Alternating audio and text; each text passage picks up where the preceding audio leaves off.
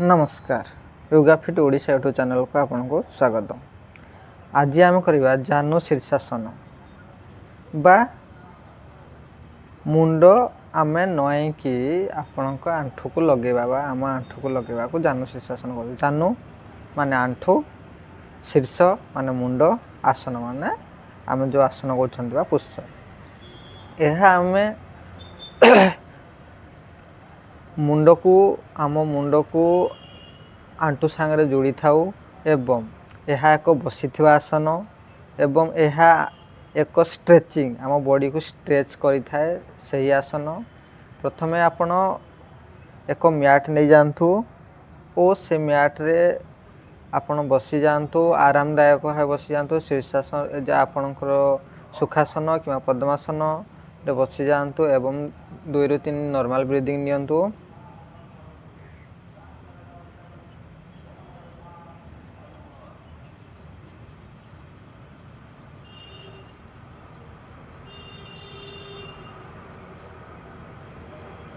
यही आसन रे आमे गुटे गुड़ आग को करि थाउ आ गुटे गुड़ बंका करि थाउ एवं मुंड को आग को झुंकी थाउ जहाँकि आपणकर सक्षमता अनुसार बा आपण जतिक जाउची सेति हिसाब रे करिवे। जबरदस्ती हिसाब रे किछि करिवे नाही नहले आपणको इंजरी हेबार चांस अछि। प्रथमे आपण दंडासन रे बसी जांतु एवं आपणको बुढ़ा आंगुली को ऊपर को टेकिक रखंतु एवं आपणकर डाहाण गुड़ बा भुजनी गुड़ को आपणको जंघ पाख को आणंतु एवं आपणकर डाहाण गुड़ को सीधा रखंतु एवं आपणको 2 हाथ को ऊपर को टेकिक रखंतु एवं निश्वास नियंतु एवं अंटा एवं आपणको मेरुदंड पूरा सीधा रखंतु। आपणको शरीर जेतिकी जीव आपण सेतिकी धीरे धीरे धीरे धीरे इनहेल एंड धीरे धीरे एक्सहेल कर दियंतु।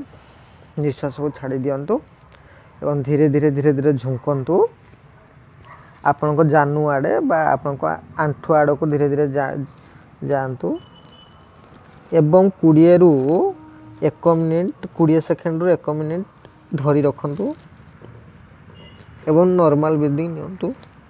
आपणको जतिकी जाउची सेतिकी करंतु, जो जबरदस्ती किछि करंतु नाही।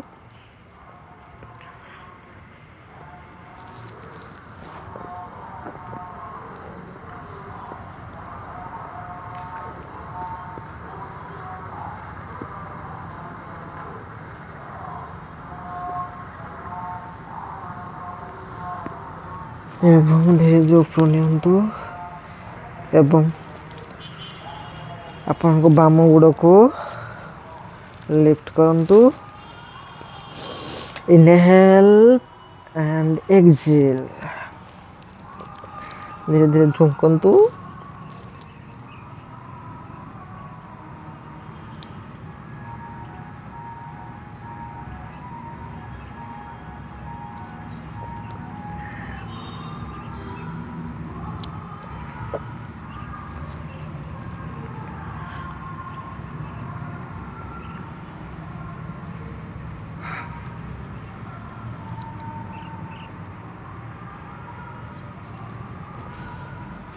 पूर्व अवस्था को फेरी आसतु। नॉर्मल ब्रीदिंग नियंतु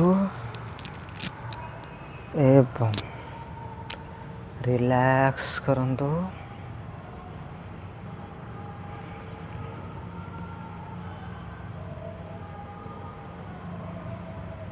यह करिवा द्वारा आपणको शरीर हैमस्ट्रिंग, बैक, स्पाइन शक्त रखिथा बा मजबूत होता है एवं आपणकर गैस्ट्रिक, एसिडिटी बा कोष्ठकाठिन्य ए सब को मध्य धीरे धीरे दूर करता है एवं आपणकर स्नायु जनित समस्या को से भल करता है एवं आपणकर किडनी, लिवर यह को मध्य भल करता है एवं आपणकर डिप्रेशन जोड़ा कहते स्ट्रेस किंबा कौन चापर रोचंती चिड़चिड़ी लगुच से आपको मुक्ति मिलता है।